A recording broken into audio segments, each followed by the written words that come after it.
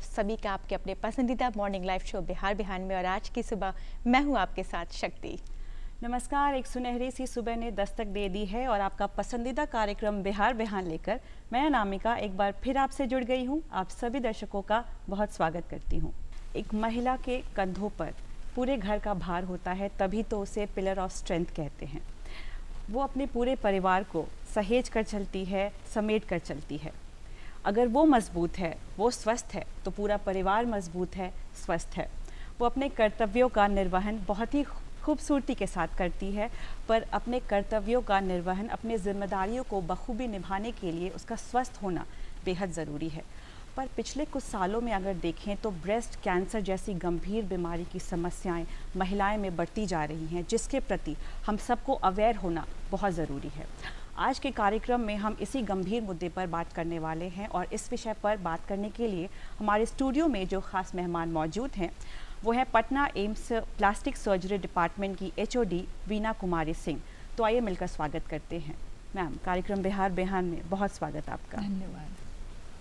Ma'am, अक्टूबर का जो ये मंथ है इसे ब्रेस्ट कैंसर अवेयरनेस मंथ के रूप में मनाया जाता है, जिसकी शुरुआत ईयर 1985 में हुई। इसे हर साल मनाने का एक नया थीम रहता है। आपसे ये जानना चाहेंगे कि इस साल का थीम क्या है और इसे मनाने के पीछे का उद्देश्य, एम क्या है? आपने जो ये सवाल पूछा है वो बहुत ही महत्वपूर्ण है, क्योंकि जैसा कि आपने जानकारी दिया है, ना सिर्फ विदेश में बल्कि भारत में भी महिलाओं में ब्रेस्ट कैंसर एक लीडिंग कैंसर है। और इसी के बारे में बहुत तरह की जागरूकता वाली बातें करने के लिए सबसे पहले अमेरिका में ब्रेस्ट कैंसर अवेयरनेस मंथ की शुरुआत हुई थी और उसके लिए अक्टूबर का मंथ चुना गया। अक्टूबर के महीने को पिंक मंथ भी कहते हैं और हर साल इसमें ब्रेस्ट कैंसर से जुड़ी जितनी भी बातें हैं कि इसका डायग्नोसिस कैसे हो, इसका प्रिवेंशन कैसे हो, ट्रीटमेंट ऑप्शंस क्या हैं और साथ में इससे कैसे बचाव कर सकते हैं, इन तमाम बातों पर महिलाओं को और उनके परिवार वालों को और समाज को जागरूक किया जाता है। बिल्कुल मैम, आपसे जानेंगे किस तरीके से ये सर्जरी किया जाता है, लेकिन कहा जा रहा है कि जिस तरीके से महिलाओं में आम तौर पर ब्रेस्ट कैंसर की जो समस्या दिन पर दिन बढ़ती जा रही है, उसका मूल कारण है ब्रेस्ट फीड ना करवाना। कितना सही है ये? देखिए, ये जो आम कारण आप लोग सभी को मालूम है, ये बिल्कुल सही है। ब्रेस्ट फीडिंग मॉडर्न महिलाओं में धीरे धीरे कम होते जा रही है और इसका असर देखा गया है कि जो ब्रेस्ट फीडिंग करवाने से जो हार्मोन्स रिलीज़ होते हैं, उन हार्मोन्स की कमी के कारण भी ब्रेस्ट कैंसर होता है। लेकिन सिर्फ यही एक कारण नहीं है। ब्रेस्ट फीडिंग का ना होना, उसके अलावा गलत तरीके का खान पान होना, कभी कभी परिवार में अगर माँ को या फिर दादी या नानी को कैंसर हो तो वैसे में भी चांसेस रह सकता है। कुछ जेनेटिक बीमारियां होती हैं जिनके चलते ब्रेस्ट कैंसर की संभावना बढ़ जाती है। साथ में आजकल के परिवेश में, पर्यावरण में जो रेडिएशंस हो रहे हैं, किसी को अगर रेडिएशन का एक्सपोज़र बहुत ज़्यादा होगा तो उनका भी असर पड़ता है इनमें और उन महिलाओं में ब्रेस्ट कैंसर के डिजीज़ेज ज़्यादा देखे गए हैं। कुछ महिलाएं हार्मोनल थेरेपीज़ लेती हैं, उनका भी एक साइड इफ़ेक्ट आता है ब्रेस्ट कैंसर में। तो इस तरह की तमाम चीज़ें हैं जिसके चलते ब्रेस्ट कैंसर के केसेस में आजकल के ज़माने में वृद्धि देखी गई है और इसमें एक महत्वपूर्ण कारण है ब्रेस्ट फीडिंग का ना करवाना। तो उन महिलाओं के लिए मैं ये बताना चाहती हूँ, इनफैक्ट सारी महिलाओं के लिए, कि ब्रेस्ट फीडिंग ना सिर्फ आपको ब्रेस्ट कैंसर से बचाता है बल्कि आपका अपने शरीर को सुडौल रखने में, आपके अपने सेहत के लिए भी ब्रेस्ट फीडिंग बहुत ज़रूरी होता है। बच्चे पर तो जो उसके फ़ायदे हैं वो हैं ही, लेकिन जो माता होती है उस पर ब्रेस्ट फीडिंग के ये तमाम फ़ायदे हैं। हमने अभी कारण की बात की। अगर हम महिलाओं की रोज़मर्रा ज़िंदगी की बात करें शक्ति, तो ऐसा होता है कि हम कामों में इतना व्यस्त रहते हैं घर के कि हम अपने ऊपर ध्यान नहीं दे पाते और कभी कभी ऐसा भी होता है कि हमारी बॉडीज़ हमें छोटे मोटे साइंस और सिम्टम्स देती है, बट हम उसे समझ नहीं पाते और इग्नोर करते हैं, जो आगे चलकर हमारे लिए ही घातक हो जाती है। तो आपसे ये जानना चाहेंगे कि इसके सिम्टम्स क्या हैं जिससे हम समय रहते इसकी पहचान कर पाएँ और ट्रीटमेंट के लिए जा पाएँ। तो अनामिका, आपने बिल्कुल ये दिल को छू देने वाली बात कही है कि हम महिलाएं अपने परिवार और अपने समाज के लिए जितना समय और त्याग करते हैं, उसमें कहीं ना कहीं हमारा स्वास्थ्य पीछे रह जाता है। और ये हमें ख़ास तौर से ब्रेस्ट कैंसर वाले मरीजों में भी देखने को मिलती हैं, क्योंकि अगर ब्रेस्ट में कभी कोई गांठ हो या फिर निपल से कुछ ऐसा डिस्चार्ज आ रहा हो या फिर थोड़ा खून या पानी आ रहा हो, तो कई बार या तो हम असहजता के कारण या शर्मिंदगी के कारण ना अपने परिवार में किसी से बात कर पाते हैं और ना सही समय पर डॉक्टर से मिल पाते हैं। इसका नुकसान ये होता है कि अगर उस गांठ में कुछ कैंसरस चेंजेस हो रही होंगी तो वो अर्ली स्टेज पर डायग्नोज नहीं हो पाती हैं। और इसीलिए भारत में विशेष तौर पर जो ब्रेस्ट कैंसर के केसेस आते हैं वो ज़्यादातर एडवांस्ड केसेस आते हैं। तो उन महिलाओं से मेरा अगेन ये अनुरोध है कि अगर आपको अपने ब्रेस्ट में अगर किसी भी तरह का कोई परिवर्तन दिखे, जैसे अगर कोई नया से गांठ महसूस हो या फिर कोई इस तरह का पानी या खून आना निपल से, या निपल जो है वो अंदर की तरफ रिट्रैक्ट कर गया हो, या फिर ब्रेस्ट के स्किन पर कुछ चेंजेस मिलें, तो आपको तुरंत अलर्ट हो जाना है और इसमें अपने परिवार वालों से बिल्कुल चर्चा करें और जो भी नज़दीकी डॉक्टर्स हों उनसे मिलना है। जो जांचें होती हैं जैसे मैमोग्राफी, अल्ट्रासाउंड, उसको तुरंत से तुरंत करवाना है। और अगर कभी कोई बायोप्सी की भी ज़रूरत पड़ती है तो उसको करवाने से आपको घबराना नहीं है। इसका एक बहुत सीधा फ़ायदा जो मिलेगा कि हम अर्ली स्टेज पर ब्रेस्ट कैंसर को डायग्नोज़ कर सकते हैं। अर्ली स्टेज पर ब्रेस्ट कैंसर को डायग्नोज़ करने से डॉक्टर के लिए क्या फ़ायदा हो जाता है कि हो सकता हो अगर सर्जरी की ज़रूरत पड़े तो फिर ब्रेस्ट का एक पार्ट निकलेगा जहां एडवांस स्टेज में पूरा का पूरा ब्रेस्ट हटाना पड़ता है। साथ ही साथ बहुत तरह के कीमोथेरेपीज़ होते हैं जो कि अर्ली स्टेज कैंसर पे बहुत अच्छे काम करते हैं।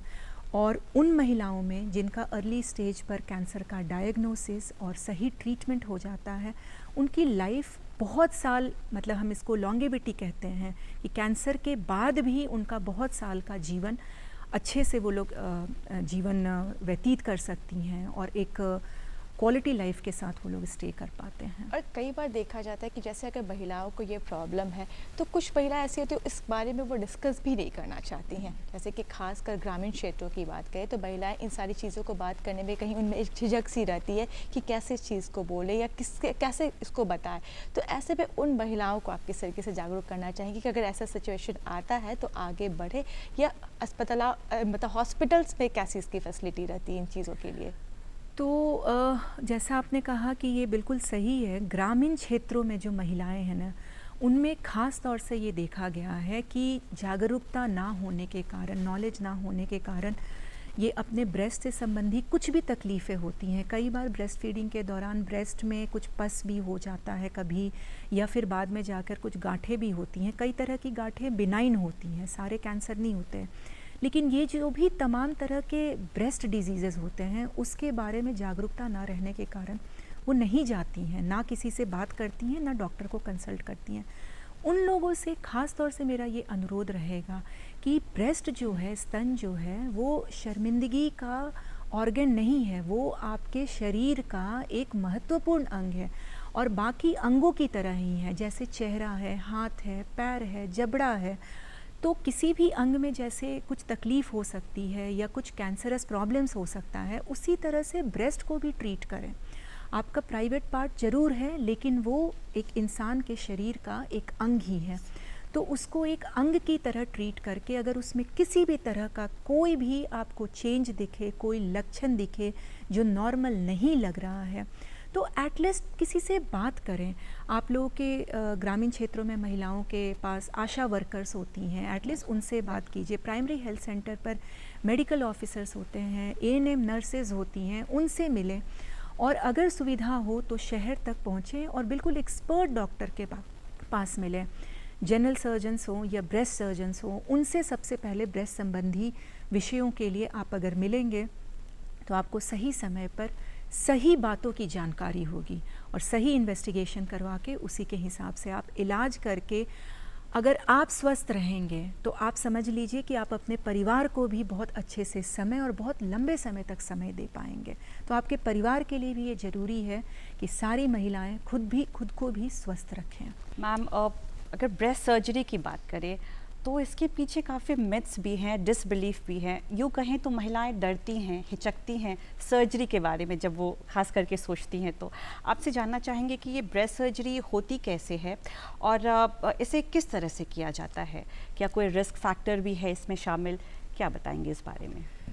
तो जैसा कि हम बात कर रहे थे ब्रेस्ट कैंसर के बारे में, और चूँकि ये अक्टूबर का मंथ है तो ये बहुत ही ज़रूरी है कि ब्रेस्ट सर्जरी से जुड़े क्या मिथक हैं और क्या तथ्य हैं उन पर भी हम बात करें। तो सबसे पहले मैं बताना चाहती हूँ कि किस स्टेज पर ब्रेस्ट कैंसर डायग्नोज होगा उसके हिसाब से सर्जरी की अलग अलग विधि होती हैं। हम एक बोलते हैं ब्रेस्ट कंजर्वेशन सर्जरी। इसमें ब्रेस्ट का एक पार्ट निकलता है अगर स्टेज 1 या अर्ली स्टेज 2 में डायग्नोज हो। उसके बाद के जो स्टेज 3 और स्टेज 4 होते हैं उन ज़्यादातर केसेस में सिंपल मैस्टेक्टोमी या रेडिकल मैस्टेक्टोमी हम लोग बोलते हैं। इसका सिंपल अर्थ है स्तन को पूरी तरह से हटा देना। तो ये जितने भी आगे की स्टेजेस में कैंसर डायग्नोज होंगे उनमें स्तन को पूरा का पूरा हटाने की सर्जरी की संभावना ज़्यादा रहेगी। अब जैसे ही मरीज या उनके घर वाले एक तो पहले कैंसर सुन करके ही घबरा जाते हैं, दूसरा फिर कि ब्रेस्ट को पूरा हटाना महिला के परिवार वालों के लिए बहुत शॉकिंग नहीं होता है, लेकिन एक महिला के लिए, उसके शरीर के लिए, उसके मन के लिए ये बहुत ही शॉकिंग होता है कि अच्छा एक ब्रेस्ट पूरा का पूरा हट जाएगा। तो पहले तो उस शॉक से वो लड़ते हैं कि अच्छा ठीक है, कैंसर को पूर्ण रूप से ठीक करने के लिए स्तन को हटाना पड़ेगा। दूसरा ये एक होता है कि ज़्यादातर महिलाओं को ये मालूम ही नहीं है कि कैंसर सर्जरी में जो स्तन हटाते हैं उसके बाद स्तन का दोबारा से पुनर्निर्माण कर सकते हैं। इसको हम ब्रेस्ट रिकंस्ट्रक्टिव सर्जरी कहते हैं। तो ब्रेस्ट सर्जरी जो होती है कैंसर के लिए वो या तो कैंसर सर्जन्स करते हैं या ब्रेस्ट एंड एंडोक्राइन सर्जन्स या जनरल सर्जन्स करते हैं।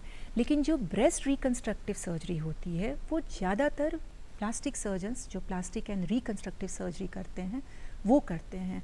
और इसके अलग अलग तरीके होते हैं, किस महिला में हम किस तरीके से उसके स्तन को पुनर्निर्माण करेंगे ये एक चर्चा का विषय होना चाहिए और इसके बारे में तमाम रूप से जागरूकता होना चाहिए। तो मैं आज आपको बताती हूँ कि जैसे ज़्यादातर महिलाएं जो होती हैं वो शादी के बाद, बच्चे हो जाने के बाद देखा गया है कि जब उनमें कैंसर होता है तो उनके पेट का जो निचला हिस्सा होता है उसमें चर्बी बहुत ज़्यादा होती है। तो वहाँ से हम चर्बी, मांस और खाल लेकर के एक पूरे के पूरे ब्रेस्ट को निर्मित कर सकते हैं। कई बार जो होता है कि कोई पतली दुबली अगर महिला है और उसके पेट में इतनी चर्बी ना हो तो हम पीठ के भाग से एक स्किन लेते हैं, साथ में मसल लेते हैं, उससे भी हम ब्रेस्ट बनाते हैं। और ये जो नया ब्रेस्ट बनाते हैं पूरी कोशिश रहती है कि जो एक दूसरी तरफ का नॉर्मल ब्रेस्ट है उसके साइज़ को, उसके आकार को मैच करे। उसके लिए कई बार इस स्किन और चर्बी के अलावा एक छोटा सा इम्प्लांट भी लगाने की ज़रूरत पड़ती है। तो इम्प्लांट हम आम तौर से जानते हैं कि जो लोग शौकिया ब्रेस्ट सर्जरी करवाते हैं, ब्रेस्ट ऑगमेंटेशन, साइज़ बड़ा करने के लिए वो लोग लगवाते हैं।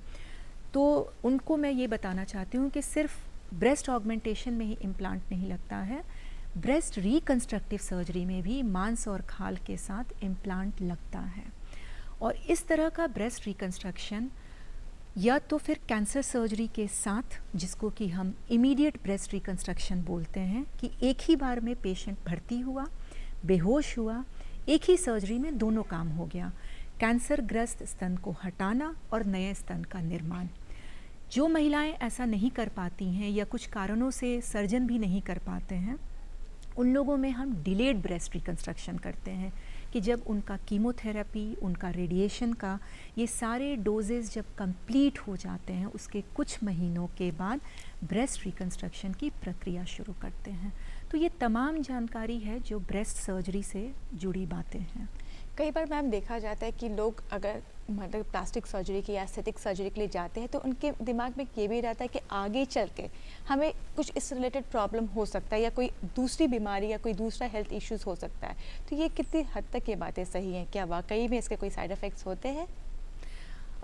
ये भी क्वेश्चन शक्ति आपने बहुत इम्पॉर्टेंट पूछा है, क्योंकि आमतौर से देखा गया है कि जब जैसे ही सर्जन ने पेशेंट या उनके घर वालों को बताया कि कैंसर है ब्रेस्ट में और इसको निकालना पड़ेगा तथा ये पूरी तरह से दोबारा भी इसका निर्माण किया जाता है, तो पहला सवाल जो होता है मरीज और घर वालों के मन में वो यही होता है कि एक जगह जहाँ सर्जरी कर रहे हैं कैंसर की वो तो ठीक है, लेकिन जब हम दूसरे जगह सर्जरी करके खाल या मांस लेंगे तो क्या उस जगह पर कैंसर के सेल्स वहाँ पर जा कर के वहाँ पर भी कैंसर बना सकते हैं क्या, या फिर हमें कुछ नुकसान हो सकता है। ये बहुत ही आम सवाल आता है। तो उन सब के लिए मैं ये समाज में ये जागरूकता फैलाना चाहती हूँ कि ऐसा कुछ नहीं है। मन में इस तरह की मिथ्या भावनाएं आप बिल्कुल ना रखें। हम जहाँ पेट या पीठ से जो चर्बी या मांस लेकर के कैंसर बनाते हैं वहाँ सर्जरी का एक निशान ज़रूर रहता है, लेकिन वहाँ पर ब्रेस्ट कैंसर के कैंसर सेल्स का ट्रांसप्लांट होने का या फिर उस दूसरे सर्जरी के स्थान पर कैंसर होने की संभावना बिल्कुल नहीं है। ऐसा लिटरेचर भी कहता है, ऐसे बहुत तरह के शोध भी किए गए हैं, उसमें बिल्कुल साबित हो चुका है कि दूसरी जगह वाले सर्जिकल साइट पे सिर्फ एक निशान रहता है। और यही हम अपने मरीज और उनके घर वालों को जागरूक करने के लिए बताते रहते हैं। एक बहुत छोटी सी बात लेकिन बहुत महत्वपूर्ण बात होती है कि कई बार ये महिलाएं जो होती हैं वो अपने लिए डिसीज़न नहीं लेती हैं।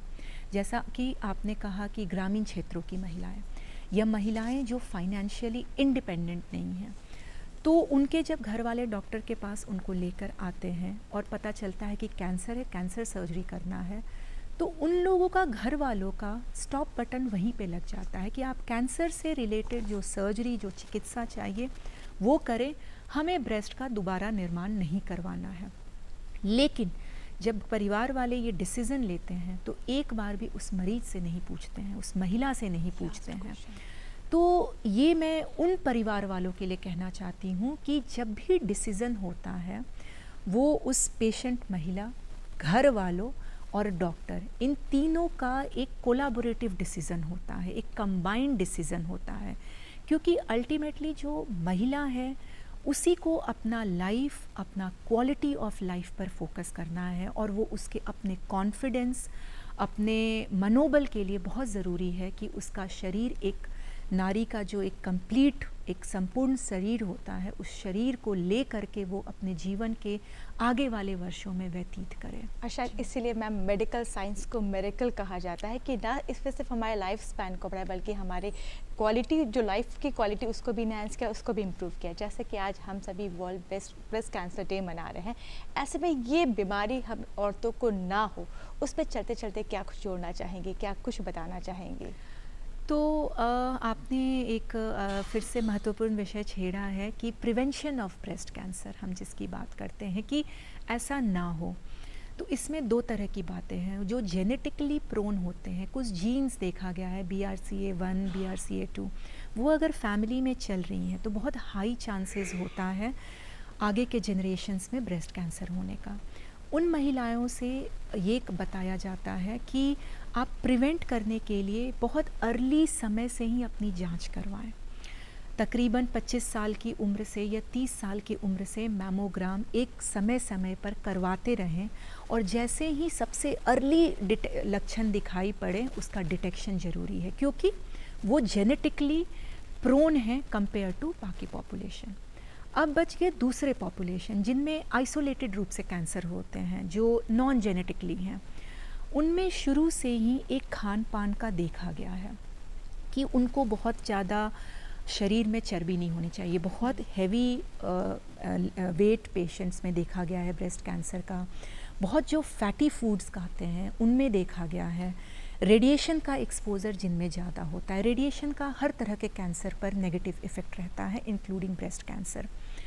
और एक जो हम लोग बात कर रहे थे ब्रेस्ट फीडिंग की, तो तमाम उन महिलाओं से जो चाइल्ड बियरिंग एज में हैं, शादीशुदा हैं और बच्चे प्लान कर रही हैं, तो आप बिल्कुल संकोच ना करें ब्रेस्ट फीडिंग के लिए।